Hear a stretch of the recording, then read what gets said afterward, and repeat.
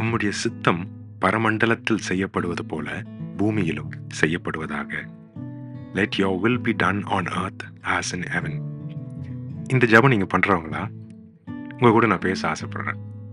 இந்த வசனம் என்ன சொல்லுதுன்னா, உம்முடைய சித்தம் பரமண்டலத்தில் செய்யப்படுவது போல இந்த பூமியிலும் அப்படின்னா என்னுடைய அனுதின வாழ்க்கையிலும் செய்யப்படுவதாக. என் மூலமா என்னை சுத்தி இருக்கிற விஷயங்கள்ல உம்முடைய சித்தம் செய்யப்படுவதாக. இந்த பூமியில உம்முடைய சித்தம் நான் செய்யணும் அப்படின்றதுதான் அர்த்தம். அனுதினமும் நம்ம பிதாவின் சித்தத்தை செய்யறோமா?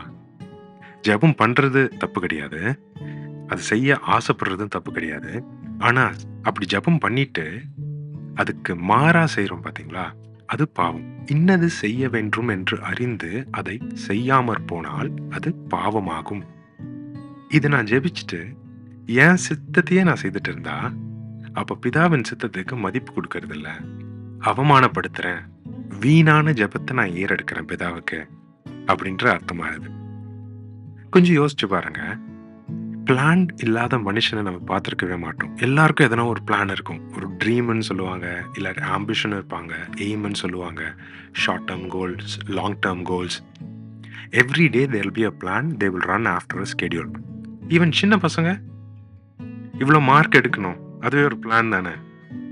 நான் இந்த குரூப் எடுக்கணும், நல்லா படித்து இந்த குரூப் எடுக்கணும், 11th and 12th இந்த குரூப் எடுக்கணும், இப்படி படித்து இந்த காலேஜில் போய் படிக்கணும், இந்த கண்ட்ரியில் இருக்க காலேஜுக்கு படிக்கணும், வெளிநாட்டில் போய் படிக்கணும், அண்ட் இந்த கம்பெனியில் வேலை செய்யணும், இவ்வளோ சம்பளத்துக்கு வேலை செய்யணும், இந்த பதவியில் இருக்கணும், இவ்வளோ உயர்வு வேணும், ப்ரொமோஷன் வேணும், இந்த வயசில் கல்யாணம் பண்ணிக்கணும், இந்த மாதிரி ஒருத்தவங்களை திருமணம் பண்ணிக்கணும், இந்த ஊரில் போய் வாழணும், இந்த மாதிரி ஒரு வீடு கட்டிக்கணும், இந்த மாதிரி போயிட்டே இருக்கும். வீட்டுக்குள்ளே போடுற ஃபர்னிச்சர்ஸாக இருக்கட்டும், வீட்டுக்கு வெளியே இருக்கிற செருப்பாக இருக்கட்டும், இல்லை அதுக்கும் வெளியே இருக்கிற காராக இருக்கட்டும், கார் ஒரு வெஹிக்கிள்ஸ், எல்லாமே நம்ம பிளான் பண்ணுவோம். எல்லா மனுஷங்களும் பண்ணுவாங்க. கர்த்தரை தெரிஞ்சவங்க, தெரியாதவங்க, அஞ்ஞானிகளையும் சேர்த்து சொல்கிறேன். பிளான் இல்லாத மனுஷங்களே இருக்க மாட்டாங்க.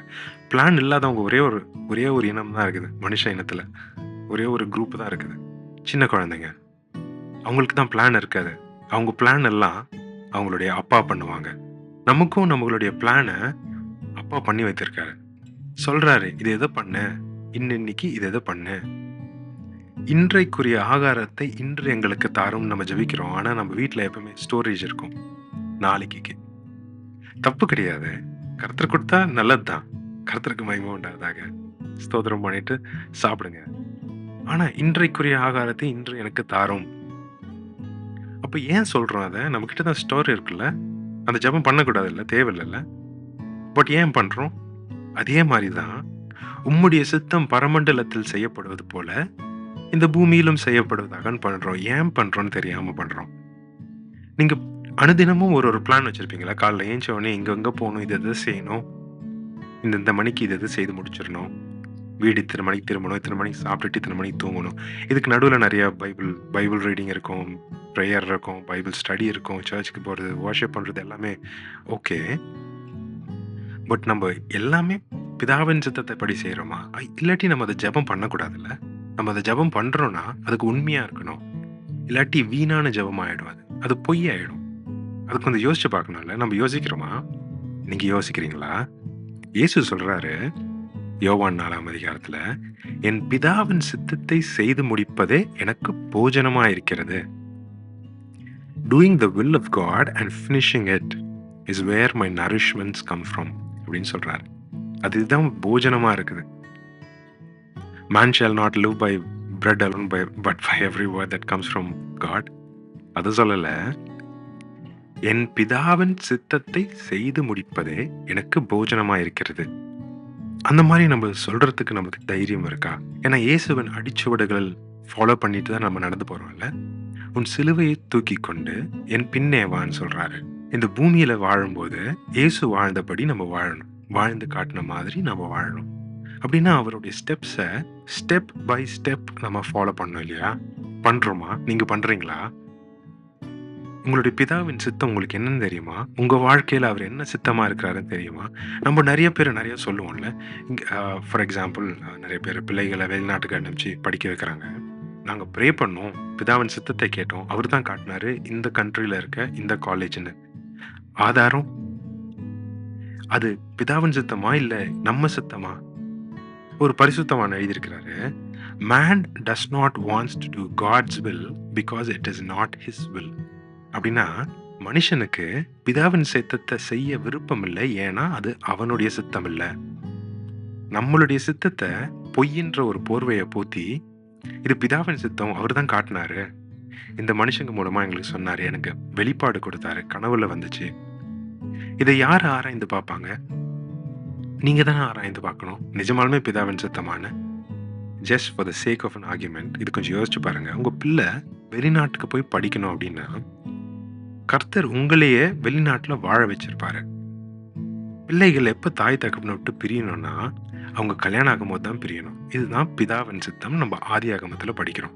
ஆதியாகமம் 2ஆம் அதிகாரத்துல நான் படிக்கும்போது, a man leaves his father and mother and joins his wife. When will a man leave his father and mother? When will a woman leave her father and mother? When they are joined in marriage. அது வரைக்கும் தாய் தகப்பனை விட்டு பிரியக்கூடாது. இதான் கர்த்தர் சித்தம் இல்லையா? நிறைய கிறிஸ்தவர்கள் வழி தவறி போறதுக்கு வீட்டை விட்டு பிரிஞ்சு வெளியே போய் படிக்க அனுப்புறது தான். நீங்க யோசிச்சு பாருங்க, அது பிதாவின் சித்தமா இருக்குமா? எத்தனை பேர் தொலைஞ்சு போயிருக்காங்க. நீங்க செய்யற விஷயங்கள், அனுதினமும் செய்யற விஷயங்கள், வாங்குற விஷயங்கள், பார்க்கறதுக்கு, கேட்கறதுக்கு, ருசிக்கிறதுக்கு ஆசைப்படுற விஷயங்கள், இதெல்லாமே பிதாவின் சித்தமான உங்களுக்கு தெரியுமா? அப்பாவுக்கு கீழ்ப்படிஞ்சுதானே வாழணும். அவர் சித்தம் இல்லைன்னா நீங்க அதை செய்யறீங்கன்னா அது பாவம். நம்ம ஒரு விஷயம் நம்மளுக்கு நடக்கணுன்றதுக்காக கர்த்தருடைய சித்தத்தை மீறி போய் மனுஷங்க காலில் விழுந்து மனுஷங்களை நம்பி அங்கே பிடிச்சி இங்கே பிடிச்சி சில நேரத்தில் அதுக்காக பொய்ய சொல்லி சில நேரத்தில் ஏமாற்றி சீட் பண்ணி பாவங்கள் அப்படியே ஒன்று ஒன்றா உள்ளே வந்து பாவங்கள் நிறையா பண்ணி நமக்கு தேவையானதை சாதித்துக்கிறோம். பொய் சொல்லாத ஒரு நாள் இருக்கு அவங்க வாழ்க்கையில். வீட்டை விட்டு வெளியே போகிறீங்க, நிறைய பேரை மீட் பண்ணுறீங்க, ரட்சிக்கப்படாதவங்களெல்லாம் மீட் பண்ணுறோம். பொய் சொல்லாமல் உங்களால் வீடு திரும்ப முடியுமா? பிதாவின் சித்தம் பொய் சொல்றது கிடையாது. நான் அவ்வளோ டீப்பாக போகல, பட் நம்ம அதை கொஞ்சம் கான்ஷியஸாக இருக்கணும். பொய் சொல்லாமல் இந்த உலகத்தில் வாழ்றது கஷ்டம்னு சொல்லுவாங்க, ஆனால் பொய் சொல்லக்கூடாதுன்னு பிதா சொல்றாரு. கஷ்டம் அவருக்கு தெரியாதா?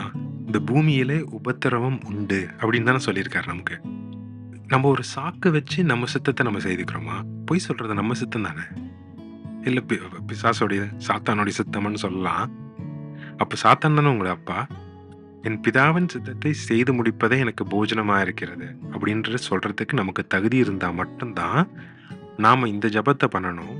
உம்முடைய சித்தம் பரமண்டலத்தில் செய்யப்படுவது போல இந்த பூமியிலும் செய்யப்படுவதாக.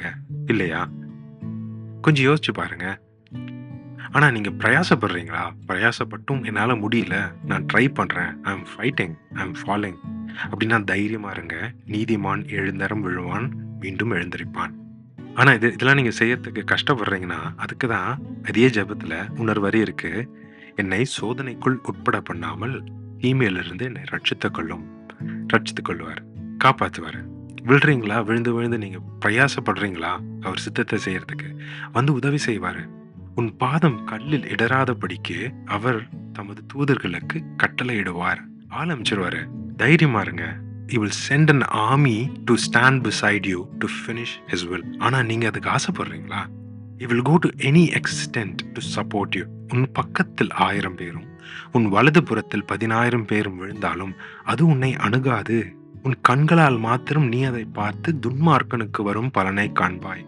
பூமியில் உபத்திரம் இருக்குப்பா, முள்செடிகள் ஏகப்பட்டது இருக்கு, நம்மள சூழ்ந்து இருக்கு, அது மத்தியில தான் நம்ம வாழ்ந்துட்டு இருக்கோம்.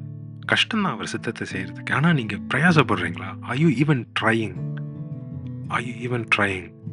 நீங்க முயற்சி செய்தா போதும், அவர் ஆரம்பிச்சிருவாரு உங்களுக்கு செய்து முடிக்கிறதுக்கு. தாவீது கோலியாத் 5 கூழாங்கல் எடுத்துன்னு போனா அவன். என் தேவனுடைய சேனைகளை நிந்திக்கிறவன் யார் அப்படின்னு சொல்லிட்டு ஓடுறான் அவன். சின்ன பையன், அவன் கூட யார் இருந்தா? அவனுக்கு உதவன கர்த்தர் உங்களுக்கு உதவ மாட்டாரா? அவர் சித்தத்தை செய்து முடிக்கணும்னு மட்டும் ஆசைப்படுங்க, மிச்சத்தெல்லாம் அவர் பார்த்துக்குவாரு. லெஃப்ட் எடுக்கணுமா, ரைட் எடுக்கணுமா, ஸ்ட்ரைட்டா போகணுமா, ரெஸ்ட் எடுக்கணுமா, நடக்கணுமா, ஓடணுமா, எப்ப சாப்பிடணும், எங்க சாப்பிடணும், எதை சாப்பிடணும், எங்க வேலை செய்யணும், எங்க படிக்கணும், யாரோட திருமணம் பண்ணிக்கணும், குழந்தைங்களை எப்படி வளர்க்கணும், எந்த ஊர்ல வாழணும், எல்லாமே சொல்லிடுவாரு. அவர் சித்தத்தை செய்து முடிக்கணும்னு ஆசைப்படுங்க. இன்னது செய்ய வேண்டும் என்று அறிந்து அதை செய்யாமற் போனால் அது பாவமாகும். Think about it. நம்ம அடுத்த எபிசோட்ல பார்ப்போம்.